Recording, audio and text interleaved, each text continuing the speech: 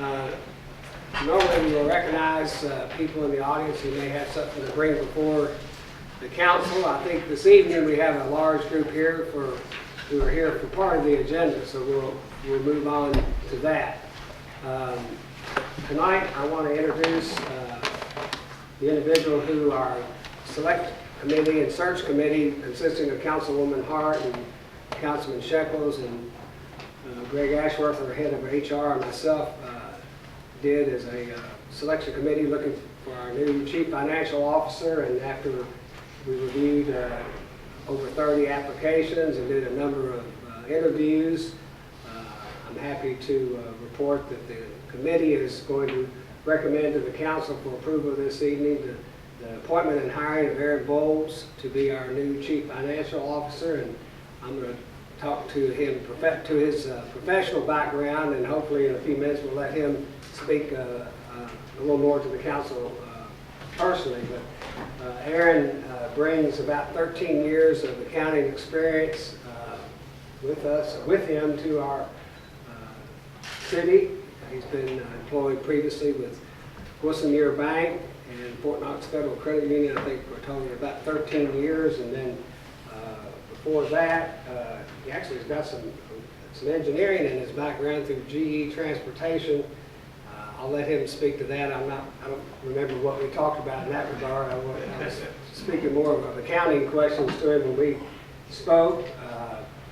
And I'll let him introduce his family here shortly. He and his wife have been in Bardstown, Nelson County for many years. He's educated here locally, and it was a difficult decision, but Aaron really kind of, at the end of the day, he separated himself with his background, his connections here in town. We were able to vet our finalists pretty well, and he came very prepared, and he's very already knowledgeable of some of the city operations through his previous work with Wilson Muir Bank. So I'm happy to recommend, heading up this search committee, that Aaron Bowles be now approved as being hired as our new chief financial officer.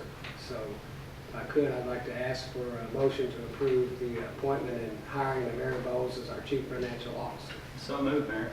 We have a motion by Councilman Dones. We have a second. Second. Second by Councilman Williams. Is there any other discussion? All in favor, signify by saying aye. Aye. All opposed? Motion is carried. Okay, Aaron, if you join me up front, I'll do the swearing in. And,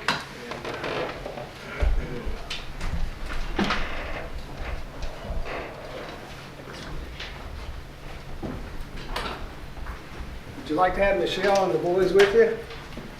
Would y'all like to come up and join him?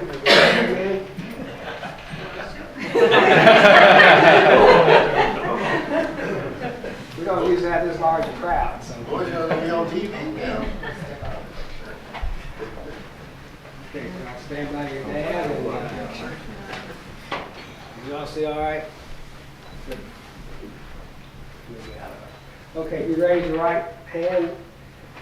And I do solemnly swear that I will support the Constitution of the United States and of this Commonwealth, and be faithful and true to the Commonwealth of Kentucky, so long as I continue a citizen thereof, and that I will faithfully execute to the best of my ability the position of Chief Financial Officer according to law.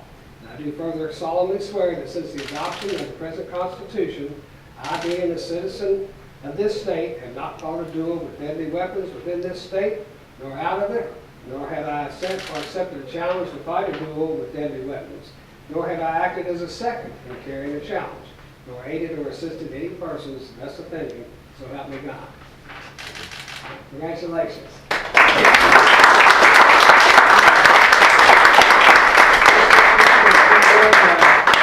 Chris is going to pin his City of Bardstown lapel pin on, and then I'd like to ask Aaron if he'd introduce this fine family of his and tell us a little more about your personal background that I kind of briefed over.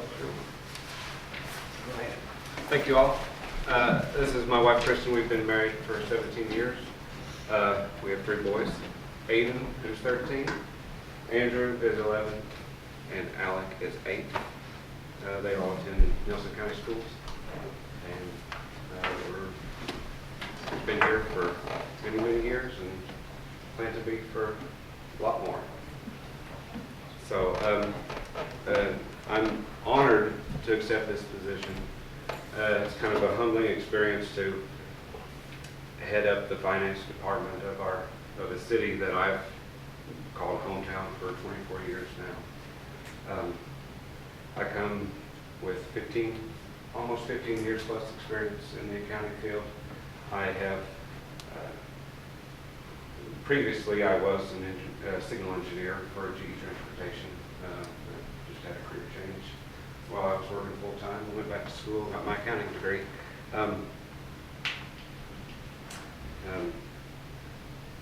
The first 2 years with my accounting degree, I worked in Louisville.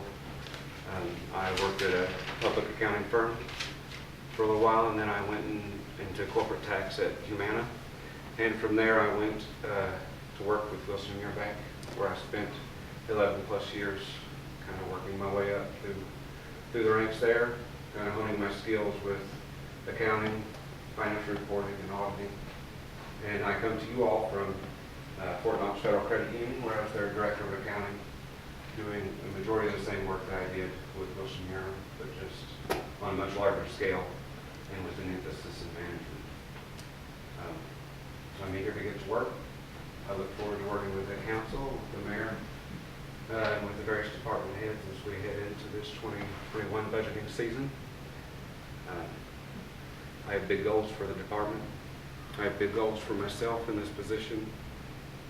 And I guess the first goal is just rebuilding the trust that you all expect and the citizens of Bardstown deserve from this position.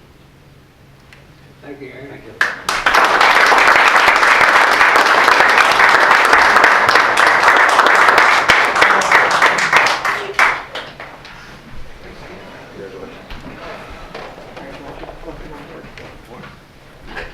And I think if I'm correct, Aaron's first day will be Monday, Yes. December the 2nd. So looking forward to a quick transition.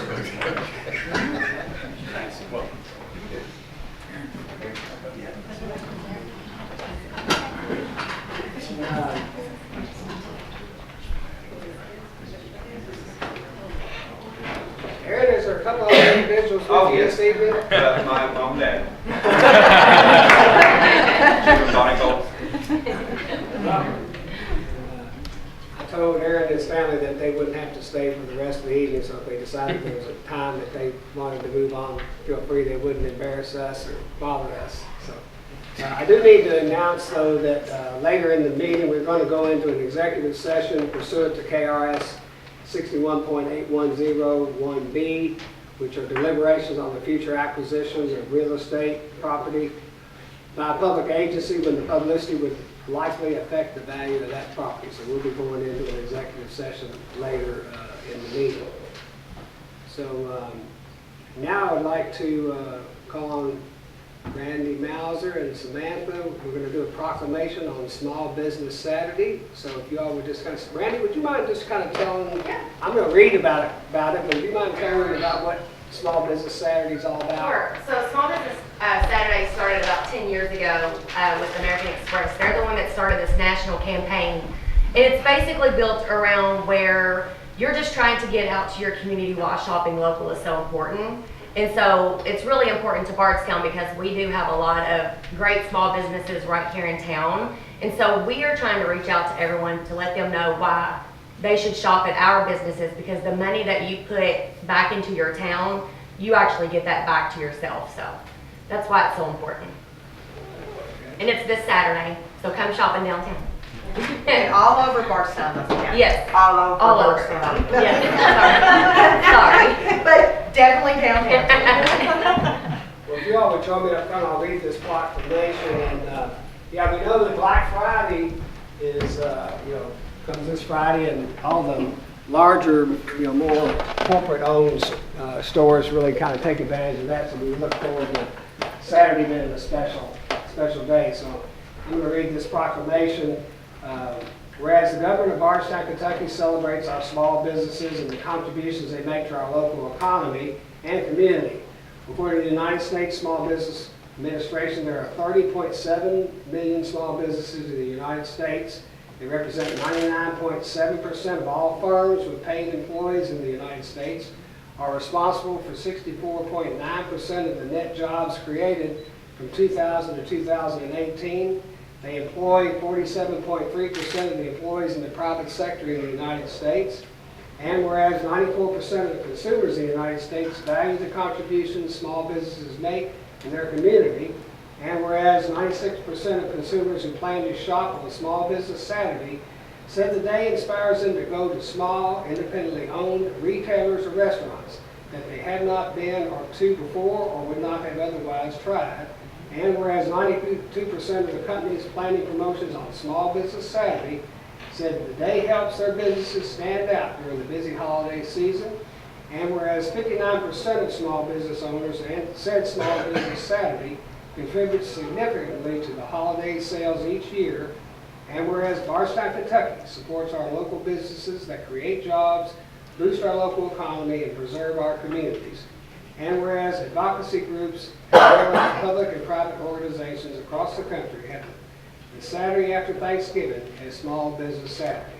Now therefore, I, J. Richard Heaton, Mayor of the City of Bardstown, do hereby proclaim November 30th, 2019 to be Small Business Saturday in Bardstown, Kentucky. So, got a proclamation for you all. I'd like to present this to you. So everybody get out and have some fun this coming Saturday.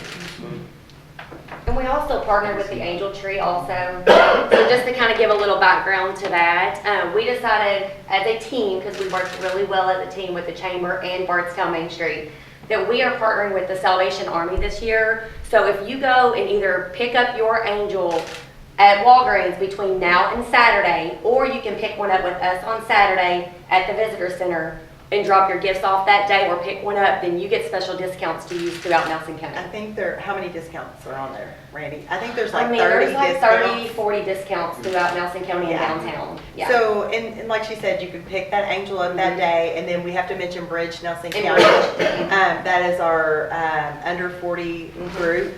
They only let me in because I'm in charge of the chamber. But I got aged out like in a year. I aged out, but they do let me in, and they grumble when I talk. But they have done a fantastic job helping with that this year, Yeah. and they're going to be doing some videos downtown and showcasing what we've got and all over Bardstown and Nelson County, which is really great. So if you haven't picked up your angel yet, please do so at Walgreens and then bring your gift to us on Saturday.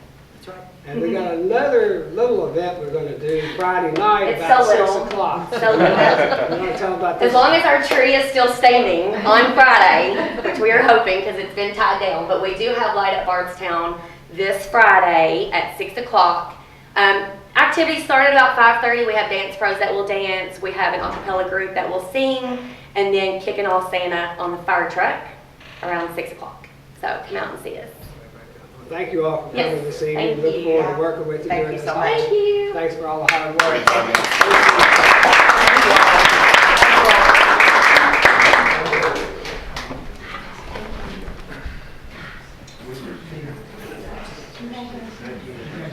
Okay, I will. Thank you.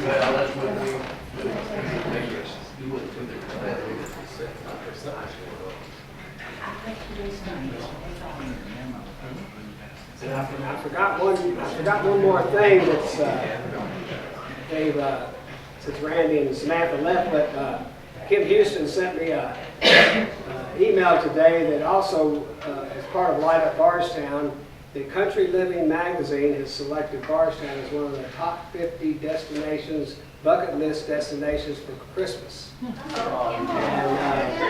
we're number 25 of the best Christmas towns in the United States, and so they featured a picture of the courthouse lit up, and they talk about our Light Up Bardstown event, so it's a pretty big deal to be in. There's hard to beat out Bethlehem, Pennsylvania for Christmas. They're in there, but I'm not sure they're number one. They're in there.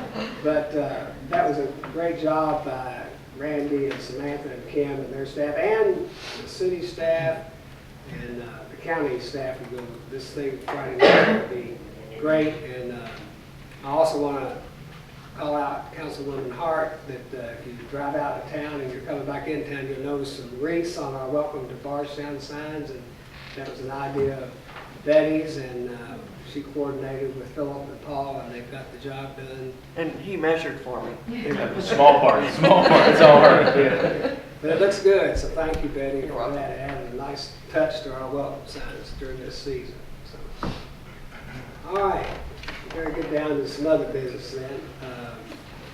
We've got a change order, number one, for our fire station project. Let me see if I can get this up. I had to update mine. I forgot to get it to just tonight, get it going. And I'll walk you all through it. Greg's here, and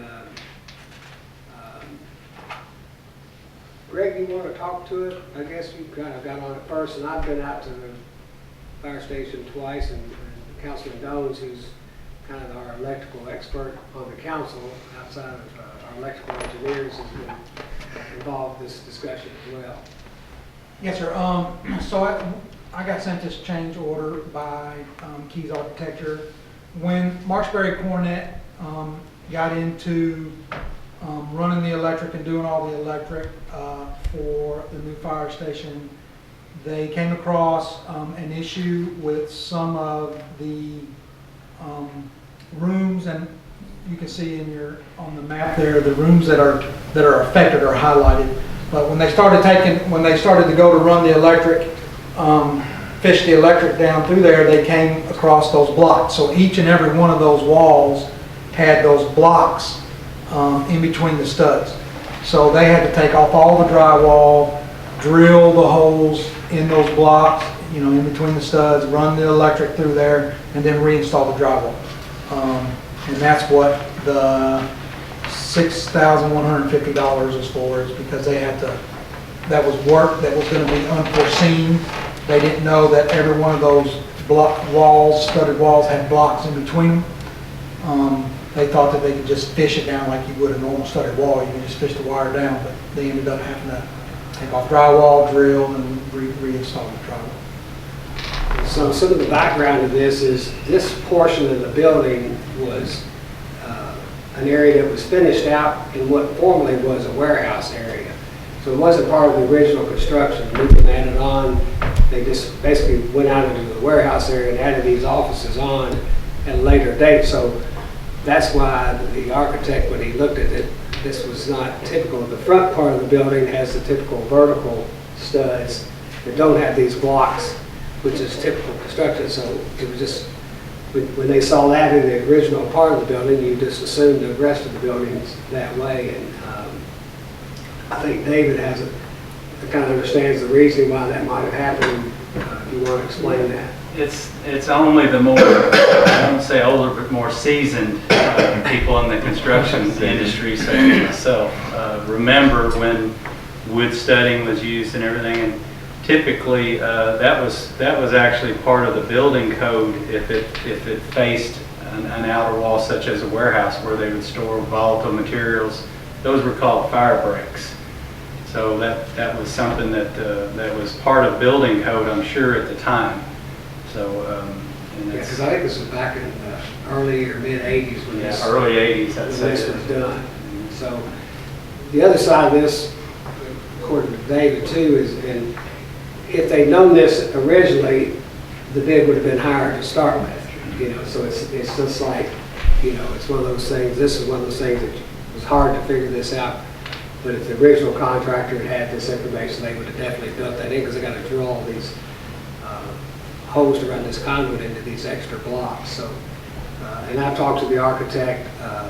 He said we also got some credits coming. I'm not sure when, but he said they found some savings, so that this will be offset with some credits coming down the road. And so going forward, we want to make sure that a lot of this stuff is time sensitive. You can't hold up an electrical contractor for 2 weeks waiting for us to have a meeting when they're sitting there trying to run conduit to keep this project moving forward. So in the future, we're going to have more contact directly with Greg, and then I would hand off some of the questions to people like David and Joe Buckman, who are familiar with construction, and Jessica and her group if they get into sewer and so forth.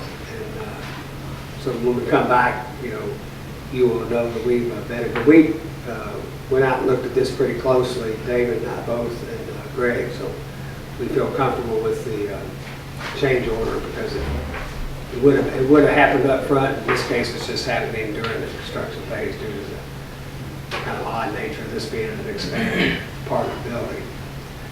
So if I could then, if anybody has any other questions of David or Greg and I, if not, I would just ask for a motion that we approve this change order number 1 for $6,150 to do this additional work that's been required. So move, Mayor. A motion by Councilman Hibbs, do we have a second? Second. Second by Councilman Shekels. Is there any other discussion? All in favor, signify by saying aye. Aye. Opposed? Motion is carried. All right. Then we have the HRB recommendations and summaries. We're going to ask Audrey Hayden, our city attorney, if she would mind reading the summary and recommendations. COA 19-197, P10 Medical applicant Richard and Sandra Mayberry owners. Request to add signage at 100 West Flagey Street. Recommendation, approval to install the proposed signage. COA 19-208, David Jones applicant Bourbon Capital Brewing LLC owners. Request to remove a tree at 112 West Flagey. Recommendation, approval to remove the proposed tree with the following conditions. Conditions, the size, location, and type of tree to be planted back will be staff approved by the preservation coordinator. COA 19-209, Preservation Properties applicant Frank Hibbs owner. Request to remove trees at 511 North 3rd Street. Recommendation, approval to remove the proposed tree and bushes with the following conditions. Conditions, the type of tree to be planted back, location of tree and bushes, and type of bushes to be planted back will be staff approved by the preservation coordinator. COA 19-226, Bardstown Burger applicant owner request to add a sign at 126 North 3rd Street. Recommendation, approval to install the proposed sign with the following conditions. Conditions, the size of the sign and the bracket style will be staff approved by the preservation coordinator. COA 19-203, Joe Lear applicant owner request to add a 2-story addition to the structure at 306 South 5th Street. Recommendation, approval to add the proposed addition. COA 19-204, Joe Lear applicant owner request to add roofing to a 2-story addition at 306 South 5th Street. Recommendation, approval to install the proposed roof material and color. COA 19-205, Joe Lear applicant owner request to add brick to a 2-story addition at 306 South 5th Street. Recommendation, approval for the proposed brick for the addition. COA 19-206, Joe Lear applicant owner request to add a foundation to a 2-story addition at 306 South 5th Street. Recommendation, approval to install foundation for the addition with the following conditions. Conditions, that the foundation block will be split-face concrete block that will match the original limestone foundation.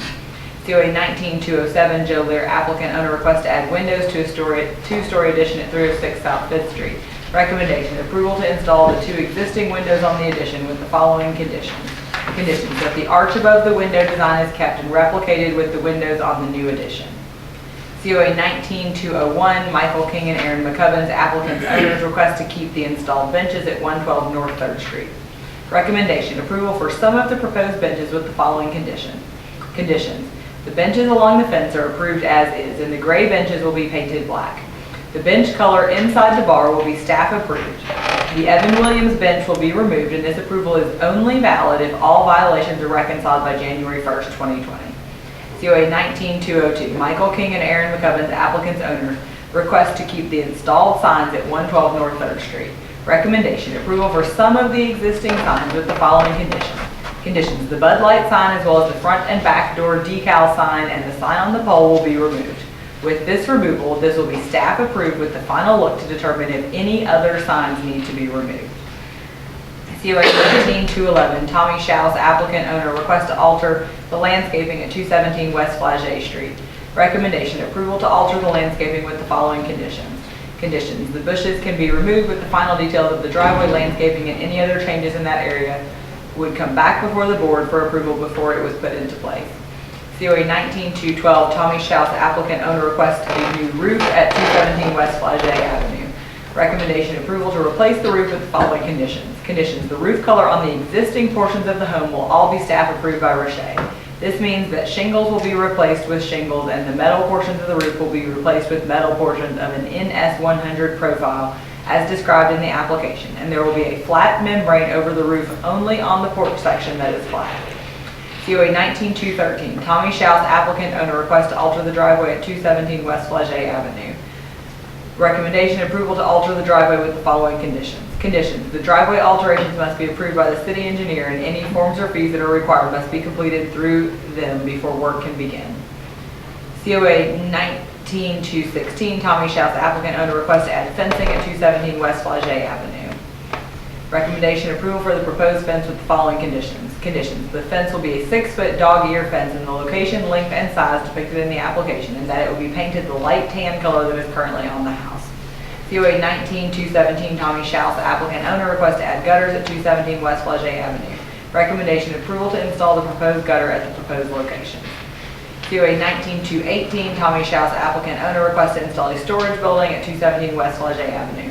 Recommendation approval of the storage building with the following conditions. Conditions: the setbacks required by planning and zoning are met. There will not be any shutters on the structural. There will be a simple door design as discussed, and the shed will be painted the same colors as the house. The remaining applications were tabled. Okay, I know we probably have a couple of recusals. Okay, so why don't we take up all the ones with the exception of COA 19-208, and then COA 19-209. Let's take all those other ones up, which would be all the ones that I already read, with the exception of those two. So if I could, I'd ask for a motion to approve all the other COAs with the exception of COA 19-208 and 209 with those conditions. So moved, Mayor. We have a motion by Councilwoman Hart. Do you have a second? Second. Second by Councilman Williams. Is there any other discussion? Any question? Like what went on uptown? We almost had a quorum of the city council at that meeting. It was like Yes, we 3 of did. us. Yes, Okay. All in favor, signify by saying aye. Aye. Opposed? Motion's carried. Okay, I think Councilman Dones, you'd like to recuse yourself from one. We could have almost approved these on the spot. That's right. Maybe it would have been a bad deal on us though, wouldn't it? Sounded like it was a long meeting. Yeah, well, we were quick, and we were the early ones, which is good, yeah. We were the first of the 2 or 3. Okay, and I need a motion to approve COA 19-208, which involves Councilman Dones. So moved, Mayor. Motion by Councilman Shekels, or a second. Second. Second by Councilman Hibbs. All in favor, say aye. Aye. All opposed? Motion's carried. Frank, you want to Swapping spots. see? Oh, and ring too, lovely. Almost messed my hair up. All right, we let the record show that Councilman Hibbs is recused from COA 19-209. I need a motion that are approved with the conditions. So moved, Mayor. A motion by Councilman Williams, and a second. Second. Second by Councilwoman Hart. Any other discussion? All in favor, say aye. Aye. All opposed? Motion's carried. Thank you. All right. Good looking at the door, don't you think? It's definitely not cold out there. No, it's a little chilly.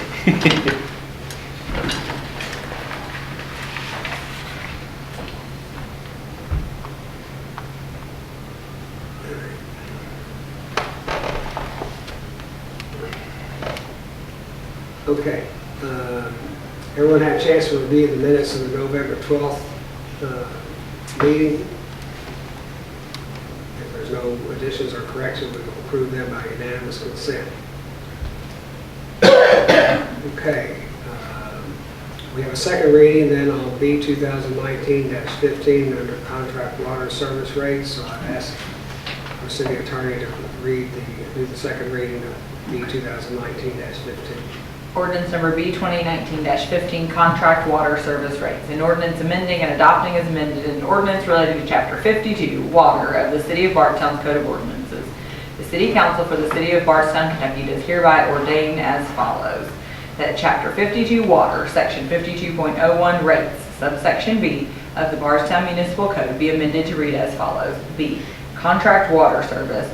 The rate and conditions charged for all water sold by the city to customers under agreement shall be modified according to the terms of said agreements and where applicable, approved by the Kentucky Public Service Commission as governed by law. The rates charged for water strike under the insert shall be by wholesale contracts. Strike shall be $2 per 1,000 gallons for all metered consumption. The effective date of said rate modification shall be September 1st, 2013. The rate modification shall apply to water meter readings made in September for billing due October 1st, 2013.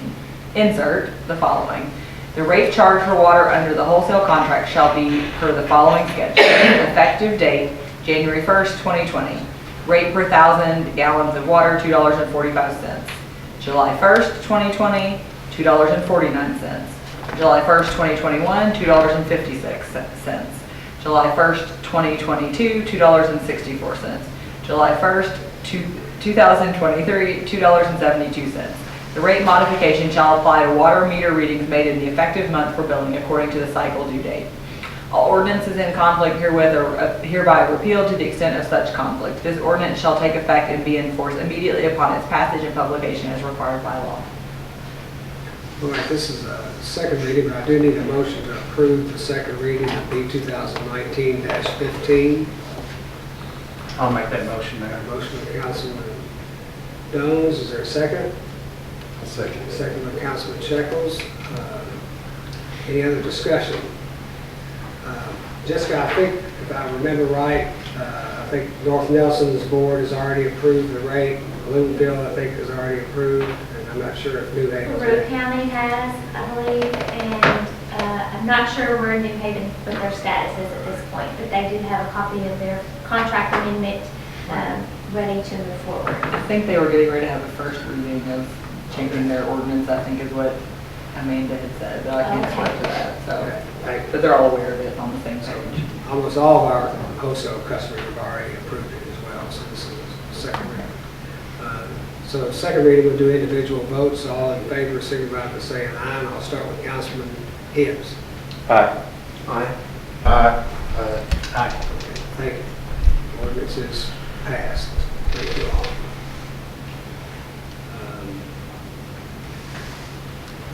Under staff reports and committees, anybody, Chief Mattingly or Chief Cressig, y'all got anything going on? Chief Cressig, I think you got a retirement tomorrow. Tomorrow at 4 o'clock, Sergeant Tom Blair. If anybody wants to come by and wish him well, we would sure welcome you to come by. 4 o'clock, I think. Chief Bill, everything okay? Yeah, as soon as they get the floor put back in the firehouse, you might like to walk through it, let me know, and I'll be glad. The contractor today told me at the end of March, we'll see. That's more realistic than what I Yes. heard a while back. Yeah.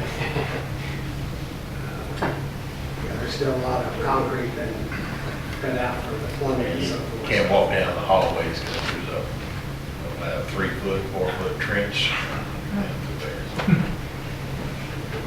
We'll get to that after, we'll get to that tour after Christmas. So. And then, speaking of Christmas, the second meeting in December is scheduled for Christmas Eve. Does anybody like to be here Christmas Eve? No, thank you. So we do need to probably decide if, we've got some options. We could, if we have, we're probably going to cancel that meeting. We need to cancel that meeting. And then we still have the first normal meeting, and we can always have the first Tuesday of the month. If things kind of picked up between now and that's just next Tuesday. We can always call it, but it looks like, which is the 12th? Is that first Tuesday?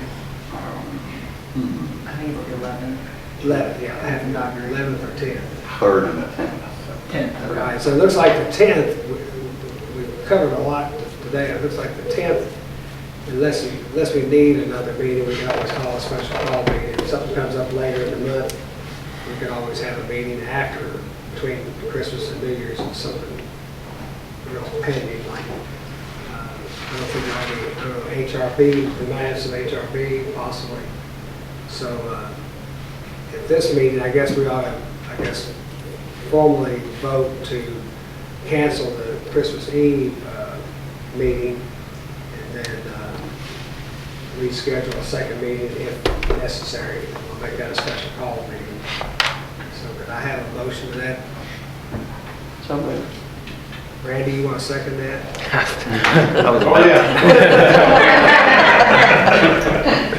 Second. Motion by second by Councilman Jones.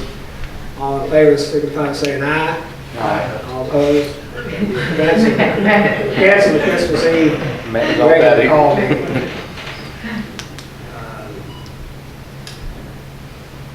Let's see. All right, the next item under new business is the transportation study. And tonight, I think we've got part, this is sort of part of this overall study is for a parking study that we've gotten a proposal from WGI, and you all got that in your packet. The reason I've kind of labeled this as a transportation study, and speaking with John Forster with WGI and the other two consultants, we've also talked about this might be an opportune time, hoping we might get some grant money to maybe expand it from not just being a parking only. We might get into things such as, there's some connectivity. We've got this one multi-use trail we're still trying to get built that connects us with another trail, but there's some other connectivity options we might have in the community. There's some green initiatives that we could be tied into this study, such as, we might need some additional charging stations, maybe in our municipal lots, because electric vehicles are getting to be more and more prominent. I think we Googled the other day, and I think the only charging station that might be publicly available is at Nazareth's campus, and maybe Pat's garage. He's got one. So, but this, more and more, if you travel and you're seeing charging stations, and there, walking trails, there's some maybe bike lanes, and there's something else I've learned from talking to these things. There's another term out there now in these type of studies called curb management. It's where you designate some areas where public transportation can drop people off, like cabs and Ubers and Lyfts and all that sort of thing. And the day's coming that those will be more prominent here in Bardstown as well. So my idea is, and I've already reached out to District 4, is to see if there's some grant monies out there available to go for a more fuller transportation study than just parking alone. So I'm waiting to hear back from them. But tonight I would like for you all to let's have some discussion on the project that's been submitted. It's pretty extensive. The way this would work, it would actually overlap 2 budget years, so it probably would not start until the spring, because the idea about when you want to calculate your need and demand for parking is in your highest part of the season, which for us will be spring through mid-fall. So part of the study would start in the spring. Of course, our fiscal year would end on June 30th. The second part of it would continue on into the fall, pick up, our festival seasons, Urban Festival, Beer Festival, Arts and Craft Festival, those kind of things. So financially, we can handle the price of this because we've got money in the professional service fees under our street budget. That will cover half of this, and of course, assuming we budget the same amount next fiscal year, we'll take care of the second part of the proposal. So, and then if there are some grant monies out there, we would pursue that and expand perhaps the study to include those other things I just mentioned, hopefully with using some grants. So, I guess the first thing to do is ask for a motion, and we can get into the discussion on the proposal to approve the proposal from WGI for a parking study. I think the total price is $28,000, which will be spread over 2 budget years, 2 fiscal years, I suppose, as well. I need a motion for that, then we can go into discussion. So move, Mayor. A motion by Councilman Williams, do I have a second? Second. Second by Councilman Jones. Anybody have any, I mean, we don't have the representative here from WGI tonight, but as you see, they're going to be coming here a couple of times throughout their work. I don't really have any questions, just maybe a statement, Mayor. I've studied it kind of front and back, and I think it's a pretty comprehensive study. It looks like I've tried to punch holes in it and find some things that you could additionally or want to add to the study, and couldn't really find anything. It's pretty comprehensive. I really like the public participation part of it, where they're looking at engagement groups as well as one-on-one studies with the affected people in the area. So, like I said, I had a couple of conversations with the mayor about it, and I think it's well put together, well thought out. Mayor, with the most of the work, if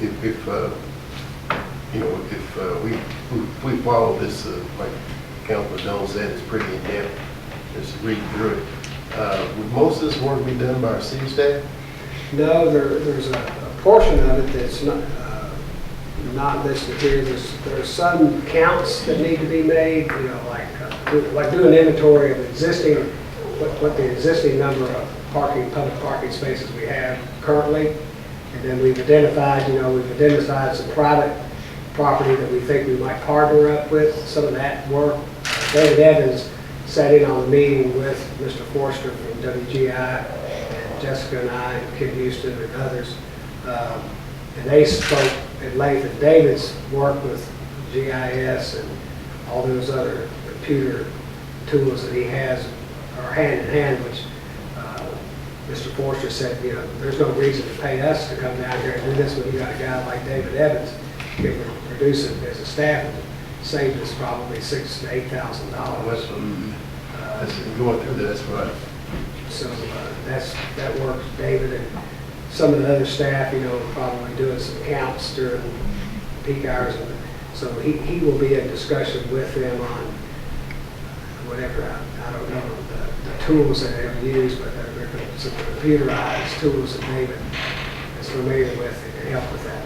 And there'll be some manual counts done, traffic parking flows during the peak hours and stuff.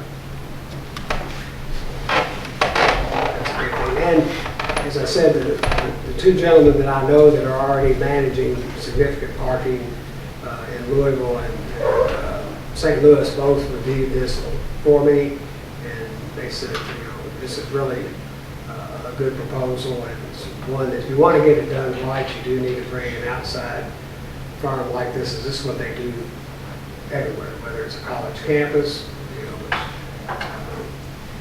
take Ohio State, they've probably got a campus as big as our city, downtown city parking.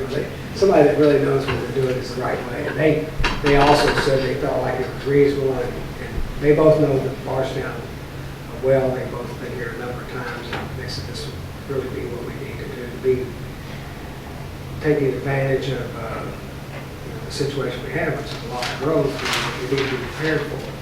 So I feel comfortable with having them review it. And they were the 3 of them are the ones that said, if there's some grant money out there, this would be the opportune time to do these other parts of the study.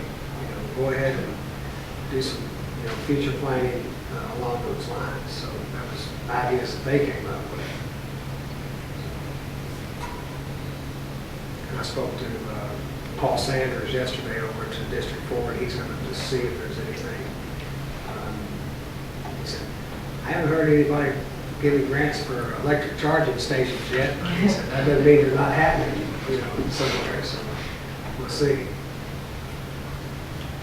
Any other questions or discussions? We have a motion and a second to approve the proposal from WGI for our parking study. The parking study part of the transportation study, I should say. Okay. All in favor, signify by saying aye. All opposed, motion's carried. Thank you.